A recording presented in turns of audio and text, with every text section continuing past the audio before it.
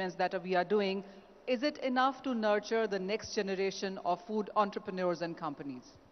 Thank you, Manisha. Thank you, Manisha, because I think it's an extremely important question. You know, if India really has to fulfill its potential, if India really has to deliver on the promise of not just being a self-sufficient country in terms of food security, but also catering to the needs of the world, I think we have to really augment our capacities. We have to do a lot more than what we are currently engaged in. The first thing I would strongly say, while we are doing some things right, I think there are certain things which we can get right. Just to give you a macro picture of what the current situation in the country is. India has about 41 crore acres of land, which is arable, which is suitable for cultivation, which is suitable for agriculture and allied activities. We have more than 1,40,000 TMCs of water. 1,40,000 TMCs of water. A broad approximate number is 1 TMC can irrigate nearly 10,000 acres of land. A very approximate number. Even if you assume for a minute that out of the 140,000 TMCs of water, 70,000 gets evaporated, dried, etc., we still are left with 70,000 TMCs of water. Out of which, unfortunately, only 20,000 has been tapped. 50,000 TMCs of water every single year, unfortunately, goes into the oceans, wasted. Now, what needs to happen in India is while we see the extremes of weather, people talk about climate change all the time. We are seeing extremes of weather.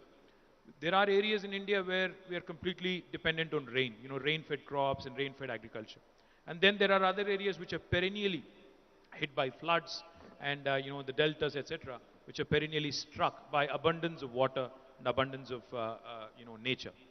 What we ought to do, like in the case of Telangana, what we have done, we have completed and we have delivered the world's largest lift irrigation project, where we lift water from 82 meters above sea level and lift it all the way to 618 meters above sea level. We have completed this project with an investment of more than 1 lakh crore in a matter of 3.5, 4 years.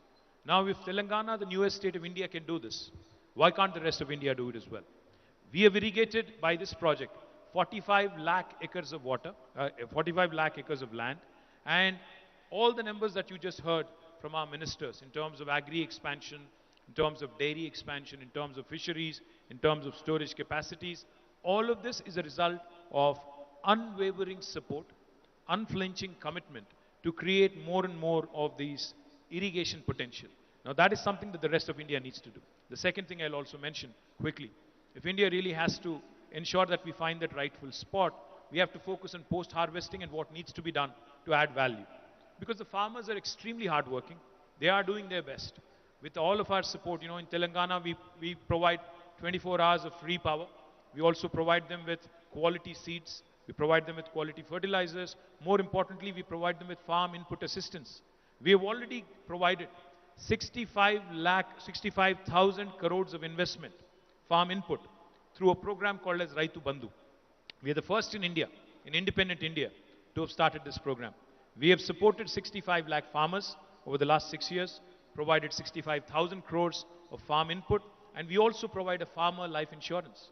We insure all the farmers in our state, 40 lakh plus farmers below the age of 60, to the tune of 5 lakh rupees. What this has done has created confidence in the farming sector among the distressed section that this also can be lucrative, this also can be remunerative.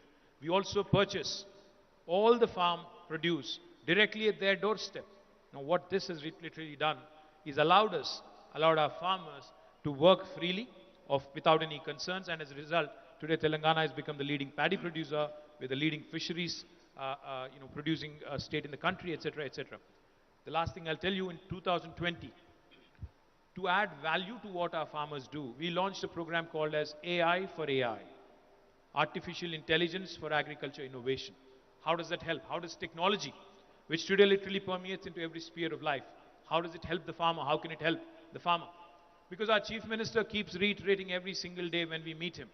He says, any technology that does not have a positive societal impact on the common man especially is futile.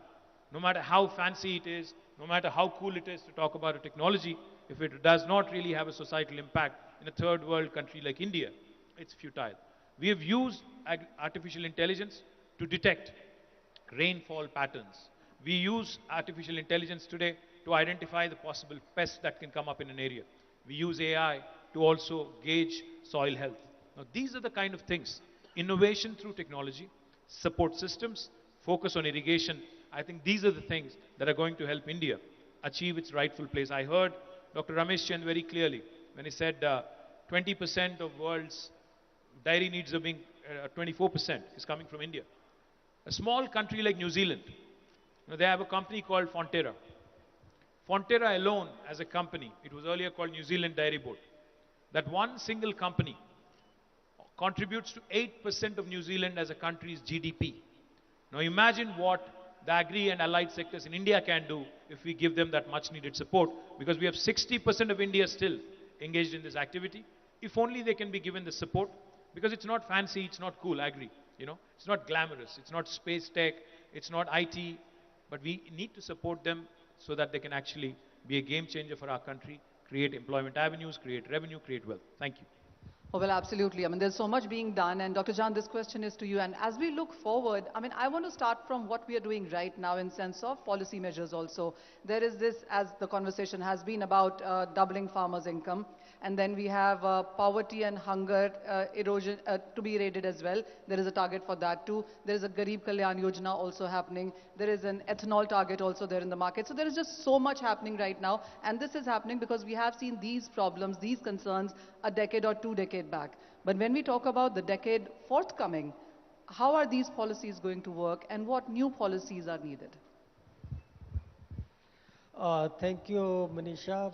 In fact, agriculture is at a stage where we need to bring profound changes in the sector. Otherwise, the potential of the sector will go unharnessed. Let me share with you a few changes which has serious implication for change in policy. Our per capita food production was just 1.2 kg per person per day at the turn of the century. Now we are producing 1.9 kg food per person per day during year 2022, an increase of 50% in 20 years. In the coming years, the growth rate in food production is accelerating, but population growth rate is decelerating. So it implies that 1/3 of the increase in food production in India has to find a market. That market could be overseas market for raw produce. That market could be through food processing. So if we do not pay attention to these things, then I think you will face problem of gluts, pressure on government, give us MSP, cover milk also under MSP, cover mango also under MSP.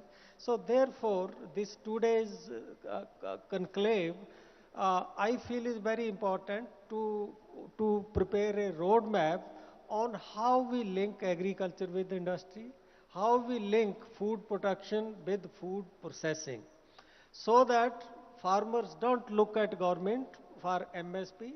They find that by promotion of food processing industry, they are a partner in this growth process. They get better prices. Let me also share another number with you, which I have produced in the Finance Commission report and in some other document also. If you divide agriculture in the 5 segments, fishery, livestock, horticulture, and other crop like beet, rice, cotton, sugarcane, you will just find that there is a negative relationship between the support given by government to the segment of agriculture and growth rate of that segment. Fishery hardly receive any support of government, like subsidy on import or MSP. The growth rate is in double digit. Then comes livestock. Yes, little bit support here and there, like Telangana also give 4 rupees per liter to help the farmer. Then you find that comes second in the growth rate. Rice, wheat, cotton, where there is maximum growth, free power, fertilizer subsidy, MSP. If you calculate the subsidy content, it is very high. The growth rate is not even 1.5%. So it is the demand which is driving the growth rate in Indian agriculture, and power of demand is much stronger than than what farmer get through government support.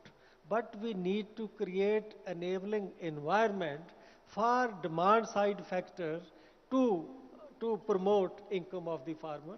And that is possible, I think, if we go for this linkage, value chain development, export promotions. You also point a little bit toward what is happening to hunger, what is happening to poverty. Uh, we do not have a national estimate on these things after 11-12. Currently, the survey is being conducted. Hopefully, by October, November, we will have the fresh estimates. But if per capita food production in the country is increasing by 2.5% consistently year after year, definitely it will reduce the hunger. So it's not that food is just produced and it is going waste. So when we will have some final national estimate, you will find that there is a big change in the hunger, also big change in the incidence of poverty. Is that not working? Is that not working? So my follow-up question really is about on, many of these schemes, would you say 5 years down the lane, pardon me, or 10 years down the lane will get redundant and we need to start looking at newer schemes, newer ways to work from here on? No, it's not that only old schemes are continuing. Depending upon the situation in the country, there are new schemes. Like we all know that nutrition and climate and sustainability are a serious concern. So we have scheme for millet, promotion of millets. Similarly, we found that efficiency of irrigation was a serious issue. So then there was a scheme, different scheme for irrigation. Similarly, this Matsya Sampada Yojana and like that. So new schemes keep on coming. It is not that they are decided once for all. Even if you look at the budget, you will find that there are many new initiatives that we want to move to digital agriculture.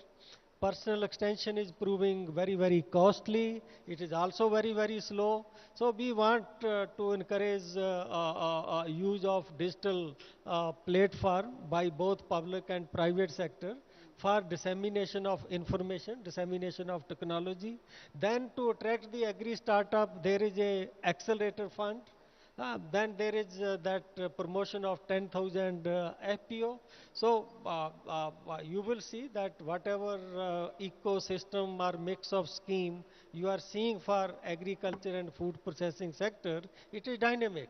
Some of the old scheme like Rashtriya Krishi Unnati Yojana, but it was flexible and it was preferred by state. It is continuing, but at the same time, as and when the need arise, the new schemes are also coming. I'm sure you will see in future that more emphasis on export-oriented production. So it's a dynamic process, and every time in the budget, you will find that new kind of schemes are announced. I get that, Dr. Chand, because I remember 5 years ago we were discussing on how the new generation does not want to come into agriculture. But look at where 5 years have been. Agri-tech companies, startups, and the way the government also has responded to that has been quite positive. Dr. Gupta, this one is to you, and so much conversation about aquaculture and fisheries, and we've seen Telangana actually showcase a very strong number and a lot of initiatives onto that one as well. How do you look at the sector? And when you look at the next 10 years, what is it that you see happening here? What kind of growth are you looking at? What kind of export numbers are you working with?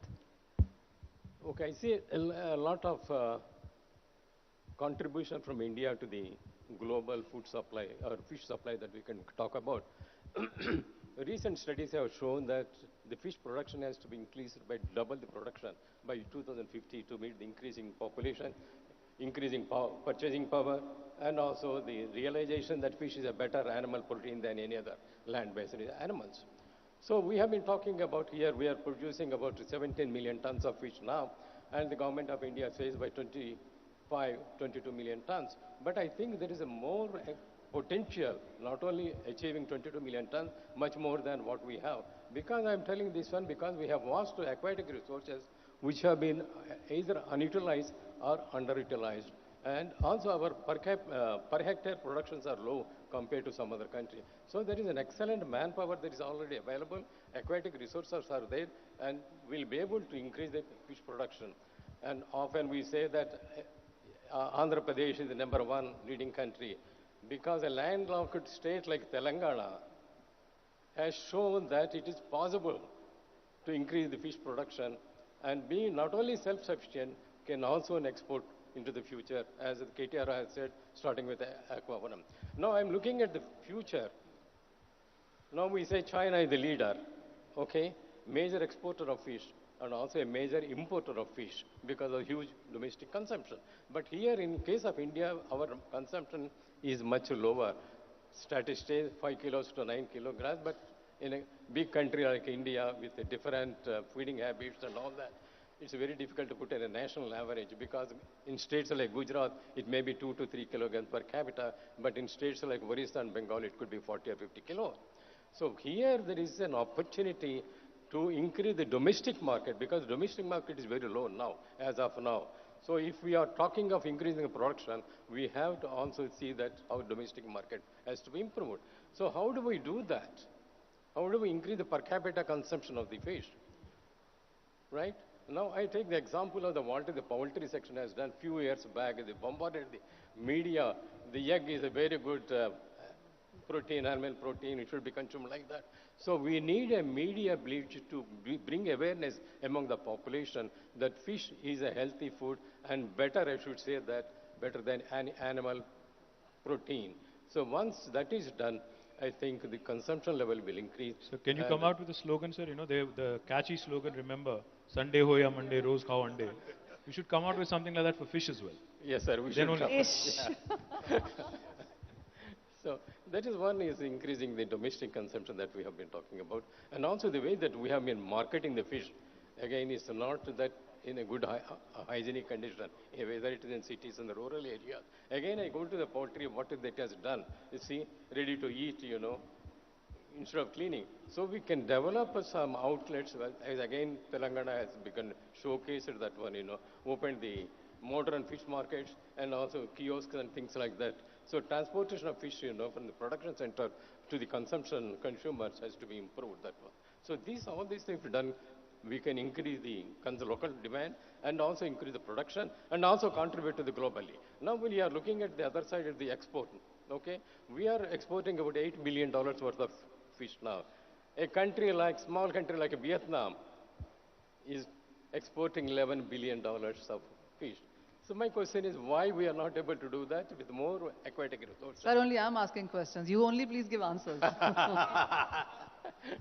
So now there is a will, because I tell you that again, going back, you know, the fisheries sector has not received the attention in the past. In spite of its contribution to the livelihoods, in spite of its contribution to the food security, in spite of its contribution to the protein securities. But only in the last 8 to 10 years, the realization has come the fish could be a part of the food security debate. Because in the past, any policy debates, fish was not included. It's only in the last few years, I think, that we have been taking. I have one quick point to add to what Sir said. You know, in India, especially in my state, there's this traditional religious belief that at the onset of monsoon, you have to consume fish. It's called Mrigashira. What we are now launching, you know, latching onto that sentiment, is a fish festival for 3 days in all the districts. We are setting up 30 different fish stalls with variety of preparations so that the consumption increases. Yeah. Because it will help both like the fish farmers and also the people by way of improving their health. So we are launching this, something you can recommend for the rest of the country as well. Yeah, sure, sir. And sir, in the meantime, you're still waiting for that catchy line to come. I will think about it because we don't want to come back about that. By the end of this panel, sir. Yeah. All right. To the milk and animal husbandry then, and everybody has been applauding on what milk as a cooperative, as a segment has done and how we are on to becoming the milk producer to the world. A lot of numbers that you keep sharing, Mr. Sirdi, but what is the next 10 years now looking at the kind of production that we have? The last 1 year clearly has been high on milk inflation. We've seen weather and unseasonal rains and climate change and various other things as well. But the next 10 years, whether it's about technology, innovation, I know we were discussing a lot of things over the dinner last evening as well. So what is happening and how are we looking at the next 10 years now? Well, first of all, because everybody is ill, I'd like to congratulate the Telangana government Because I've been attending last my 40-year career many such conclaves, but never seen all stalwarts of Indian food industry at one place. That is so, and also to the organizers, and talking not only one subject, every subject of food, and very, very clear, crispy, visionary at the leadership. That's very impressed. Manisha ji, first let me tell you, we are talking about dairy, which is a part of food. And we are very lucky that we are in a country of 140 crore or 1.4 billion stomachs, and which is growing, which will be 165 crore by 2050. And also, if all over world, if you see where is the most potential for the food sector or organized food sector, it is India. If I give you some numbers, Indian food industry is around 50 lakh crore. But fortunately or unfortunately, fortunately for the sector, unorganized is very small. It is only, I can say, about 6 lakh crore, 12%. And half of that is dairy. And remaining all poultry, meat, agriculture, all is little half. But a major change in organized dairy sector, or I can say tipping point, has come during COVID. But suddenly, whole world has realized the importance of food grower or producer, importance of food companies, the supply chain member, distributor, and retailers. And I'm very happy everybody sitting here, they are a producer, they are industry people, they are retailers in the food are sitting here. In dairy, if you talk out of this 3 lakh crore, sir, every 25 years, dairy production multiplies by 3x. Professor Ramesh Chand mentioned 24% to the world dairy production India is contributing. But if you go back 50 years back, we were contributing only 6%, or around 24 million metric ton producing. 25 years back, we were contributing only 14%. And our milk production was around 74. And today, again, 3x multiply and contributing 24. The way we are growing at 5.5 to 6%, even if we take 5.5 or 5.8, another 25 years we'll be producing around 620 million metric ton, 3x. And that will be 45% to the world milk production. And out of that, 50% will be organized. And coming to your question of dairy in next 10 years, today if it is 3 lakh crore organized dairy, out of around 10 lakh crore total dairy, another 10 years, this industry will be minimum, organized will be 10 lakh crore, and total will be around 20 lakh. You give me any example of the industry which is 10 lakh crore, organized in another 10 years. And all I think that is applicable not to dairy because all the food industry people are there. If you want to grow Indian food industry, the only mantra is give more to the producer, give more to the consumer. If you provide a very stable and remunerative price to the food producer, be it poultry, dairy, agriculture, fruits, vegetable, and also at a very affordable price, good product, make available to the consumer, both consumer will consume more, and that is going to happen.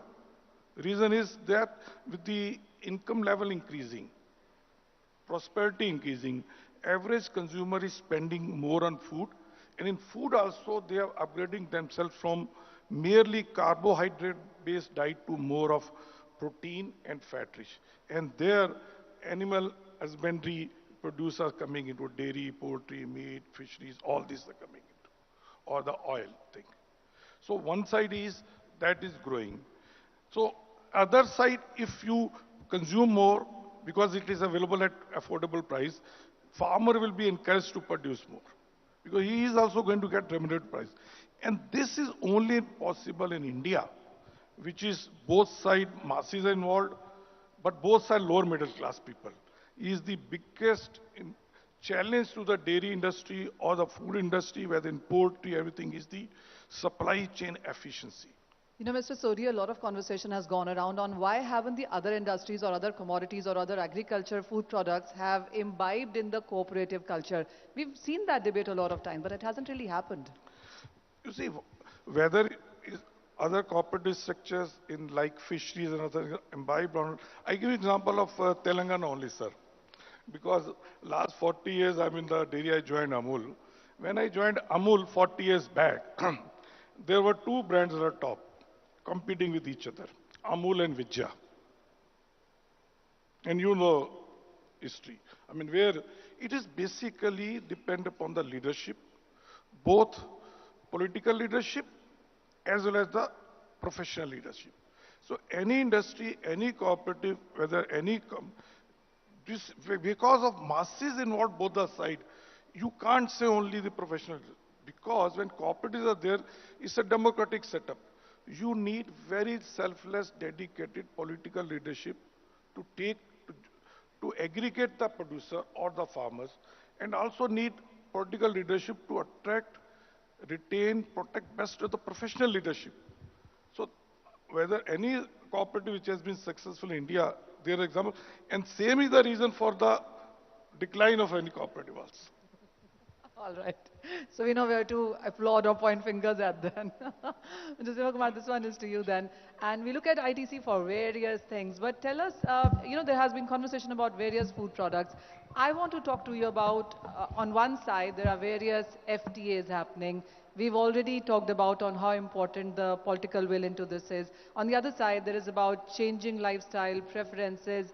Millets was a national thing on 2018. Now it's an international millet of years in 2023. So there's lots changing, and then technology is coming into it. A lot of apps is something that we can applaud you for. So how have the last 10 years been, if you can quickly summarize that for us, and what are you now envisioning for the next 10 years? Thanks, Manisha. Before we look at operationally what might happen, let me do a preamble in terms of what is difference between last 10 years and next 10 years on two aspects that have been talked about just now. One is a very conducive policy that will catalyze, and second is an enabling ecosystem that will catalyze. So the difference between the last 10 years and next years on the same two elements is very fundamental. Two aspects. One is that from the times when we were 1.2 kilos per capita to already at 1.9 and moving forward, in that era, all policy was production driven. Now, as we move forward, it needs to be far more demand responsive. So how do you create that? From a supply chain mindset, we move to a value chain mindset. And that shift is a lot more fundamental than what typically people would imagine. So it's not enough to create productivity, production, processing, but how do you make it demand responsive? Everybody has already pointed out there is plenty of demand which is possible, but how do you channelize in a manner that it becomes more value enhancing is one shift. The second shift is that in the past, we have largely looked at multiple elements of policy as independent policy initiatives, which were all required and made sense in a production-driven system. But they led to a lot of unintended negative consequences. And therefore, in the next 10 years, we need a lot more systems thinking approach. Water is required free, power is required free, fertilizer is required at a lower cost because farmer is fighting a global war with all her hands tied. So you need all this. But when it is just looked in that spirit, that's what has led to water tables going down, natural resources, soil getting completely damaged, and GHG emissions not bothered about, and suddenly now we are seeing climate change, and obviously agriculture. If it rains too little, there's a problem. Too much, there's a problem. Wrong time, there's a problem. And therefore, how do you mitigate all? So therefore, how do you really create? I'm just drawing one in the interest of time, a similar kind of policies which are just designed for one objective at a time have led to unintended consequences. And therefore, how do you look at an entire systems approach to make that? And therefore, the enabling environment that goes with it is taking care of both these aspects. I think that is the fundamental shift that one needs to look at. What do you envision on these two fronts going forward? And obviously, the operational elements will all be related to these shifts. And how do you get the demand signals transmitted back to the production system then becomes a very important element in whether you talked about the tech-based apps that one is building and doing it, or how do you get the collaboration occur between multiple agri-tech players so that farmer gets a complete and personalized solution. Those are the kind of things which will shift now, even on the operational front in the backdrop that I talked about. Well, yes. Nandan, to you for your initial comments as well. And as we just spoke about, as Dr. Chand also said, soon farmers could be asking for MSP for mangoes and things that are not covered right now. We were also having a conversation earlier on how Punjab, even as it has such fertile land and only does wheat and paddy and has to import fruits and vegetables, do you think a lot of things from here on need to start changing? So firstly, I think honored to be a part of this panel and slightly intimidated as well. I think we will be, I'll go and give my perspective and point of view with respect to how we are closer to consumers and how we are seeing demand patterns play out, and based on that I'll give my perspective, but obviously we're pretty much very new and nascent in the space, and given Instamart or quick commerce in general as a category has evolved over the last 2-3 years, while food delivery has been there for 8 years. But coming specifically to your question, I think based on at least what I was looking at from a data point of view, when we are talking about, let's say, diversification and what are the other things to look at, I think we maybe need to also shift the conversation a little bit from saying, hey, what else outside of maybe wheat and rice, to actually looking at specific interventions across the board. For example, when I was looking at data with respect to how diversification happened over the last 30 years, there's been very good movement around livestock. I think that's also led by Amul, and what has happened on the milk side of things, and a few other sectors which have done well. But I think one place where maybe things can be better is horticulture. And horticulture is incredibly complex, and we've also seen that over the last 2 years. We deal with around tens of thousands of metric tons of FNV every day, and we deal with a lot of small farmers as well. And what we've seen is some of the challenges are with respect to how much wastage there is of horticulture, and the lack of infrastructure from a cold chain, storage and supply chain point of view, which does, and this is basically what we've seen across the country as well. Primarily, one of the reasons why a lot of players on the consumer side face some difficulties is because of this wastage, not necessarily having a lot of reliability of supply for the consumer, where things are not in stock, or there is a lot of issues with respect to quality because of some of these infrastructural problems. I think that's one probable key area that needs to be solved. I think one of the interventions or one of the ways to think about it is be a little more specific, saying, hey, can we actually really go after solving for horticulture? Can we actually really go after solving for maybe storage, supply chain, cold storage, etc., and try to maybe take a leaf out of probably what Amul's done, where that probably the movement there didn't start off by saying what else can we do outside of wheat and rice. It started by saying how can we empower and enable the Kaira dairy farmers, right?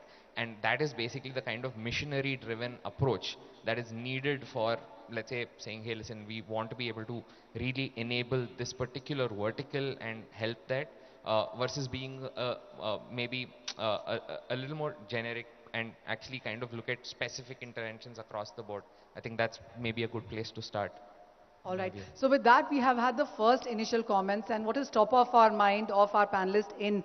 I'll ask you all some questions now and would ensure or would request very short answers, one-line answers perhaps, and what comes to your mind with those kind of things. Sir, I'll start with you. Climate change is a big thing right now. What are you as a government doing to ensure that it doesn't come in your way as you plan in another 10 years? That's a loaded question. I don't think you have a one-word answer or one-sentence answer. You have to balance out, in this country full of extremes, where you have extreme rainfall and extreme drought. The only way to do this is by building more reservoirs, where you store water in the time of plenty and use it in the time of a drought. That sort of balancing is what Telangana has done. Therefore, our dependence on rain-fed crops has come down in a big way. That is something the rest of the country needs to emulate. Even a small country like Zimbabwe has a 6,500 TMC capacity reservoir. And in India, the largest reservoir is only a 600 TMC. So we need more of those across the country. We need to harvest at the time of plenty and use it at the time of drought. We do know that, Dr. Chand, don't we? But I want to stop watching movies where the Kisan is still looking in the sky. I want to watch movies where we're doing irrigation. I mean, do we have that coming? Last 6 years, every year we have increased area under irrigation by 1 percentage point. Now, more area is irrigated than what is rain-fed. So this change happened in year 2020, that we have now 53% area under irrigation and only 47% area that is rain-fed. So we've done a lot, but with the kind way climate change is happening. Yeah, I'm coming. But even if we use 100% of our irrigation potential, still you will find that 1/3 area will be rain-fed. But rain-fed doesn't mean we can't address the water requirement of the crop. There are different ways, even to address the moisture stress, etc., etc. Coming to climate change, irrigation is one way of mitigating effect of high temperature, drought, etc. But there are many other ways. You see, climate change has not started happening just suddenly in year 2010 or year 2020. It has been happening, realized, last 20, 30 years. And there were forecasts that because of climate change, wheat yield will come down by so much percent, rice yield will come down by so much percent. But science has countered the adverse effect of climate change so far. In coming, it is possible, 10, 15 years, science will again be countering the adverse effect of climate change, because there is some adaptability mechanism within plant. You get a gene which is tolerant to temperature of 46, 47, put it in the crop, so that way it is possible. But beyond that point, I think it will become impossible. Even adaptation will not help. That is why we need to go for mitigation, and mitigation at global level. The effect of climate change which happen in India is not only because of what Indians are doing, but a farmer in Brazil do affect agriculture in India. But a farmer do in India affect agriculture in Mexico. So since this is a global phenomena, that's why COP conferences are there, that science will enable us to adapt. But ultimately we must pay attention to mitigation, and for mitigation action has to be at local level, but we need to have those commitments from all actors, all stakeholders and all countries. Dr. Gupta, what's your sense on that? Because March was the hottest year in 122 years, and then we've seen unseasonal rain. So when you look at aquaculture as a subject, how is climate change impacting you? I mean, other subjects also, there is pollution and there is overfishing. There's just way too much that you would need to keep an eye on. Yes, because of the pollution and the overfishing, that's why we are the production from the natural resources like the seas and the rivers have gone down. That's why we have been talking of increasing the production from aquaculture. With all the water resources that we have an excellent potential for increasing, as I said earlier, also for meeting the local demand and also for the export that we have been talking about. And now, in the last few years, enabling policies and interest has been created by both with the state government and also the central government, and also industry is coming forward to take advantage of these policies and the interest of the government. So I see a very bright future for the fisheries sector to contribute to the global and also the country's economy and also the food security.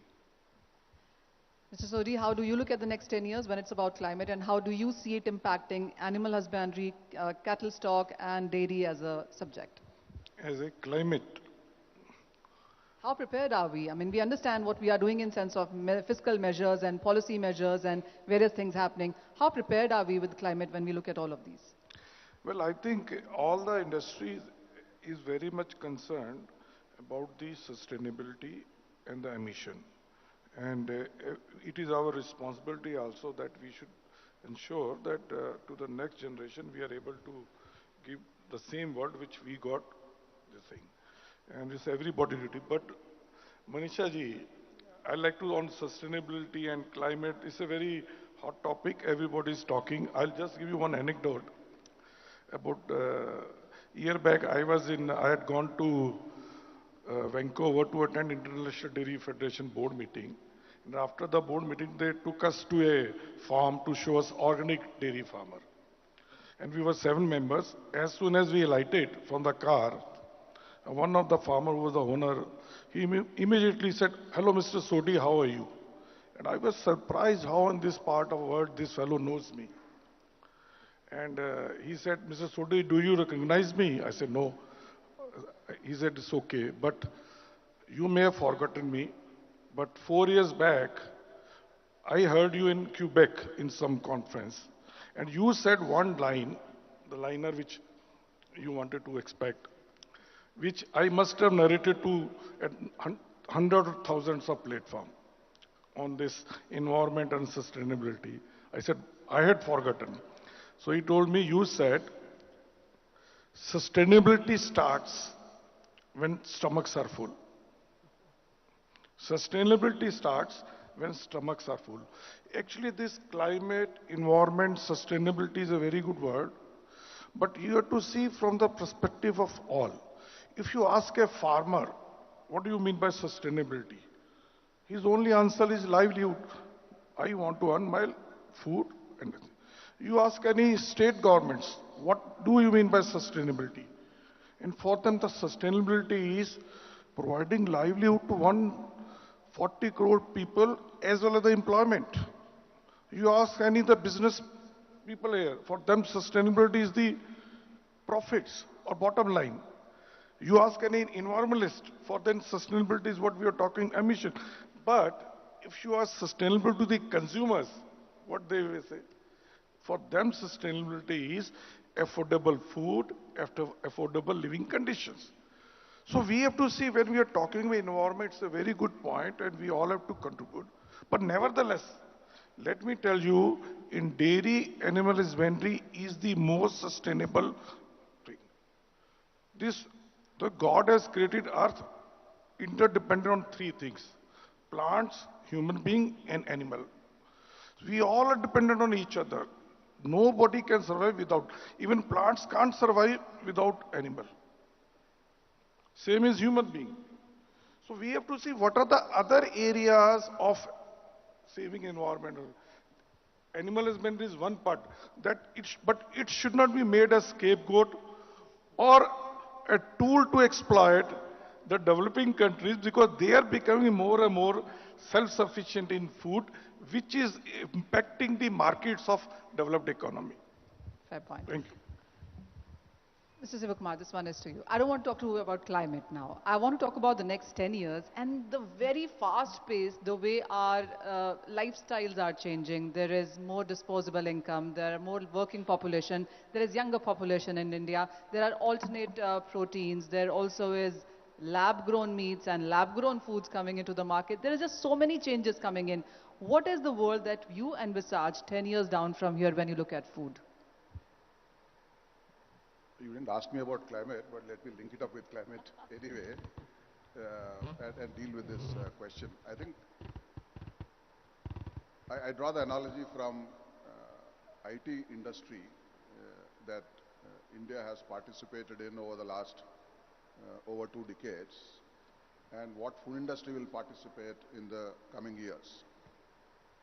We had initially started participating on the basis of the labor cost arbitrage, and then moved through skill building and infrastructure creation at a higher value IT industry. Very similarly, what is going to happen in the food industry, and we are seeing early signs through all these FTAs and all that you referred a little earlier, is alternate supply chains built on climate arbitrage. Alternate supply chains as in, it's not normal trade transaction that I engage with an importer from India, or I engage with a consumer through whatever channel in some metro market and so on. But you actually have a long-term relationship, exactly the way a large global company says, here is my IT order signed up for the next 5 years of $500 million. That's how the alternate supply chains in the food are going to get built. Because if you just look at next 75 years for which scenarios have been built by IPCC on climate, various kind of temperature ranges, we see that where we are growing some crops now, we will just not be able to grow them 20 years from now. And where we are not growing certain crops, we are better off growing those crops in that area. So I think preparing that is how the alternate supply chains will work, but in conjunction with demand, because I said demand responsive is a crucial factor. And then it will plug in all these different elements that you talked about. What is the value addition? What is the consumer looking for? And then how do you create an alternate supply chain at the back end? I think that is going to be the key shift that we will see. Okay, my final round of comments from everybody now, and Nandan, I'll start with you on this. What is your 10-year vision in food industry, and what is that one priority you think needs to be done like now? So, like adding to the earlier thing I mentioned, I think there is a lot of maybe investments required into certain specific areas of infrastructure like cold chain, storage, etc. for anything to basically really make sense later on as well. That's, I think, one key area of focus. But I think the next one is probably going to be around food processing and just breaking that into a couple of sectors, right? One, I think what we've seen in the country is a lot of brands have been, like I think Amul and ITC are obviously stalwarts there with respect to having really taken, build incredible consumer brands on the back of agricultural products and really built supply chains and infrastructure across the board. I think the one thing that in general hasn't maybe evolved to the level that that it maybe should have is modern retail, or basically in general the evolution of retail has probably not necessarily caught up to pace with how some of the brands have taken off. I think we need a lot more investment and we need a lot more evolution of that retail landscape to happen.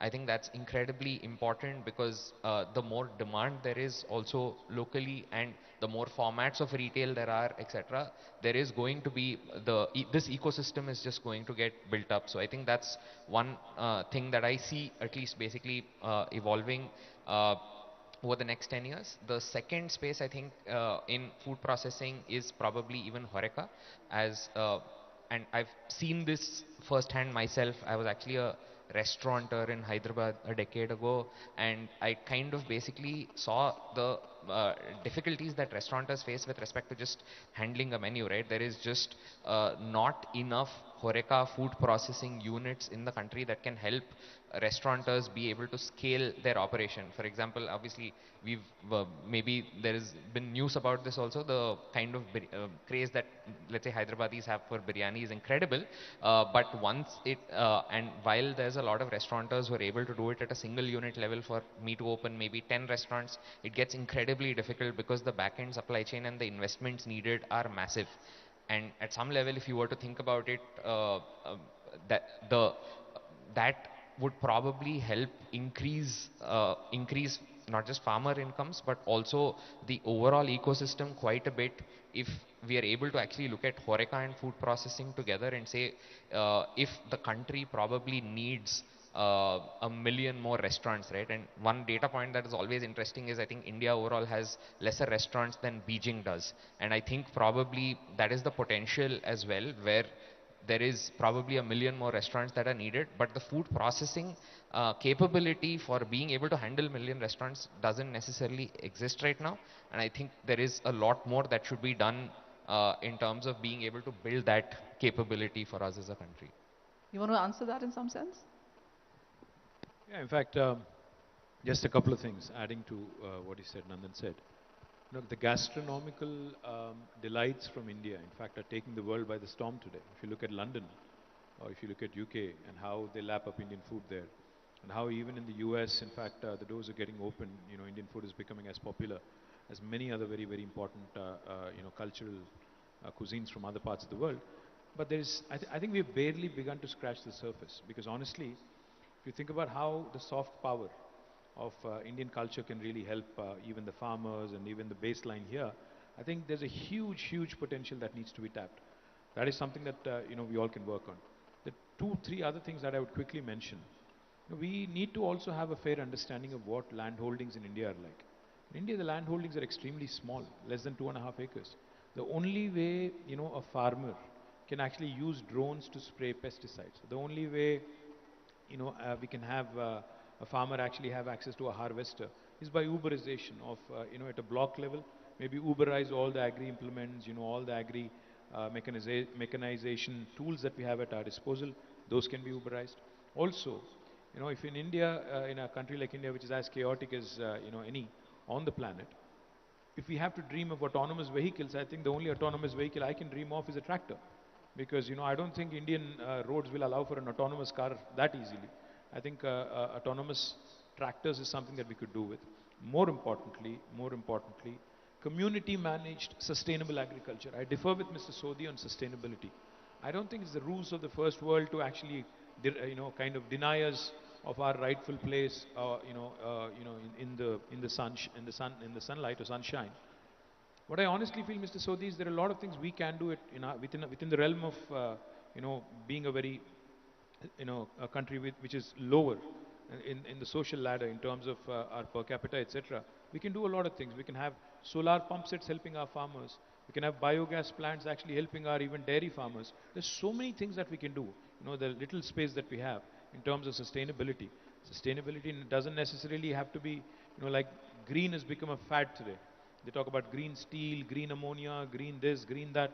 Tomorrow there will be a time when they'll say green milk. So you be prepared for that. Because I think we ought to start somewhere in terms of, you know, building puzzle by puzzle, piece by piece. And I think it is imminently doable. The fact is, Manisha, agri plus allied sectors, and with each of them being a focus. Fisheries, such large number of tanks which go unutilized, need to be tapped. Dairy, nobody needs to teach Indians how to actually, you know, milk a cow and, you know, get going on the dairy value add. Likewise, again, nobody needs to teach Indians, you know, who already have acquired the skill of, you know, rearing sheep and goats and other things. You know, we talk about skill development as a fancy subject. Our Chief Minister always says, what about already developed skill? What are you doing about it? So these are the things I think if we understand, you know, the grassroots of India, we can really focus on these issues, incentivize them, promote them, and therefore, you know, become a leader for the rest of the world as well. Very well spoken. So let me just ask you this thing. I know you haven't given me a one-word answer until now, but if you had to say one thing that is an opportunity for the next 10 years, what is that? Within food, within agriculture. Within food, within agriculture, I think biomanufacturing. I think we are headed, because I already tasted an Impossible burger. Trust me, it's as good as any normal burger. And I think that's the future, because I think there is a time when veganism is going to take over. I'm sure some of you may not like this, but yeah, the time is not too far. Plant-based meat is going to happen. Biomanufacture is going to happen. We never dreamt that it would happen in our lifetime. It's already happening. Yeah. And when I was in the US, I tasted it, and I can tell you, it is going to be the future and it will shape the world. Mr. Sivakumar, one word that you see in next 10 years that defines the next 10 years for you. Counterintuitively, I see that climate is one of the biggest opportunity that we have. If we anticipate and work both in adaptation and mitigation. Because I said the next few years, like the last few years for IT industry, the future is how do you work on the climate arbitrage? And given the diverse country that we are, we already see that kind of map which is very visible. So climate change as an opportunity. Right. While I'm at it, how would you describe Hyderabad or Telangana in one word? I came here in 1989. All my offices have moved into multiple locations that I handle. I stayed put here. So it's a place to be in. All right then. Dr. Chand, what would you say? What is that one word for you when it comes to food for next 10 years and your one word for Telangana? About food and agriculture, I would say that agriculture is very, very important for us in the present, but it will be much more important in future. Therefore, in my view, sustainability question cannot be ignored. Agriculture consumes 90% water in this country, and there are many people who don't get adequate water even for drinking. If we allow the profligate, indiscriminate use of natural sources by agriculture, the future of mankind will come under threat.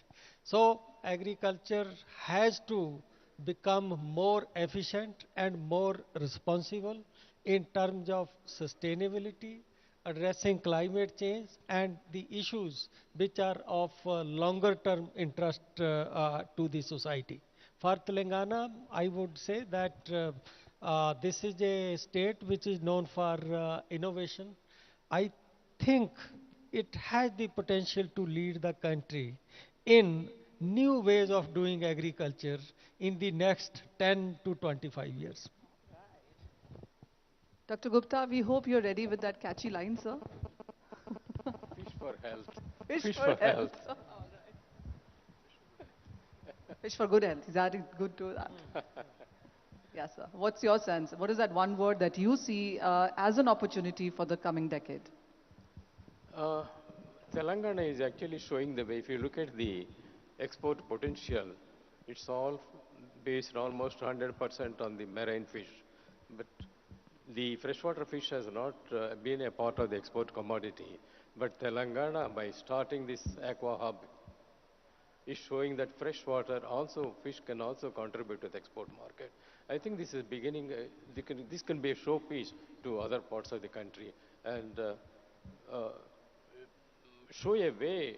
And it's not only the coastal people who can benefit, but also the inland people also can benefit. And also this will increase the consumption from the fish, which is the cheapest animal protein that is possible now. I think what I can see is for the food industry, next 10 years is going to be the golden period. And it is going to get record double-digit volume growth in food industry. You had inflation 5-6%, so 16-17%. But for that, one side, state or central government has to see where to put the resources. So resources need to be put in the industry, food, where growth is coming, potentiality is coming, not in a traditional way of grains. And other side, it is a responsibility industry that you can accelerate the growth by enlarging the size, not competing with each other, and also coming with the food in the organized basic food. There is always market for high-end niche, but basic food needs to be organized, and that is the job and responsibility of industry. Like Honorable Minister said, Monday or Sunday, Roj Kha one day, as any industry has to come, how to increase the consumption among the average Indian or low class Indian, then only industry will grow. Industry grows, farmer will grow, and prosperity will be there. And what's your word one for Telangana? How would you describe the state? What does it mean for you? You see, I can see Telangana is, if you want Telangana to grow any industry like IT or technology, you need to provide them a good food at affordable price. Then only you can keep wages under control. Because why India or Telangana is good in IT? Because here you get anybody who is able to get food at affordable price. If you were to depend on imported food and then ask people to work, For IT, wages will be high, then you will not be competitive in the India or the world. So being the competitive, food has to be good and affordable. Which it is here. So, sir, last final comments from you onto this one. You know, one thing I can tell you, I've seen and I've met a lot of industry participants over the years in our conversations on the channel as well and other platforms as well. But this is the first time that they are here not to network, but to be part of this food conclave. And that says a lot. And everybody is here. And they want to be here. They want to open offices here. They want to do business with here. With the kind of conversation that you've had on the stage with them also is something that I have heard them applauding. What are you going to tell all of these companies, participants, delegates that are here today on what are you promising them now for next 10 years? Well, I'll say a couple of things. You know, food is something that we can't do away with. You know, I think as human beings, as long as humanity is going to be on this planet, food is something that is going to be an essential ingredient on a day-to-day basis. So there is no substitute, even though, of course, we might switch to different cuisines, we might switch to superfoods, we might switch to high-protein foods, we might switch to different things. Food ultimately will remain to be something that is going to be in demand. As part of the evolution, I think people will start, eating better, more and more. As was pointed out by a minister, consumption patterns will change, eating habits will change. The point is, as an industry, this is an evergreen industry. As an industry, this is something that is going to thrive, prosper. India has in it to be the granary, to be the, food producer for the rest of the world. During COVID, all activities were switched off, but agriculture, but for horticulture, and but for these food processing industries. Because it is something that we can't do without. Telangana today offers you a gateway as a destination, to come in, to explore all the 5 revolutions that are unfolding.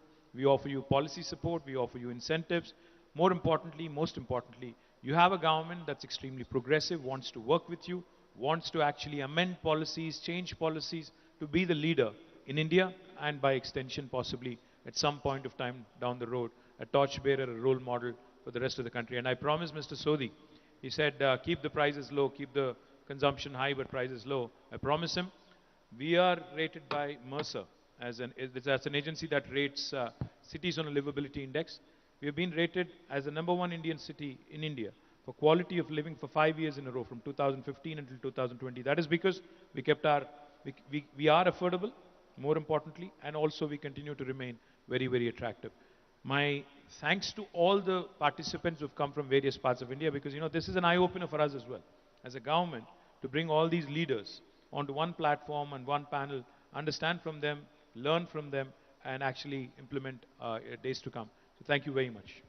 Thank you, panelists, so much. And I can tell you one thing, that when you talk about agriculture and food processing and the kind of subjects and kind of industries that we have on panel, there is just so much to talk. But as Sir has promised, and I'm taking his word on that this is just the beginning. There's a whole day today, and this is happening every year now, because it's an annual fixture, yes. There is just so much conversation to have had, and as he said, the state is doing amazingly well. Thank you so much for being an amazing audience, and thank you, panelists, for your time. Thank you.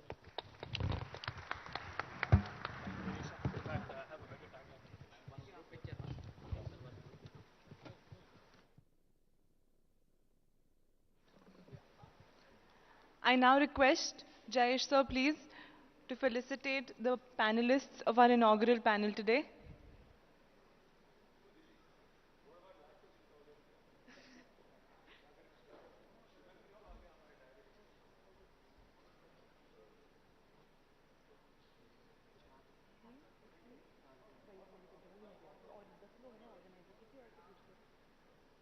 Please.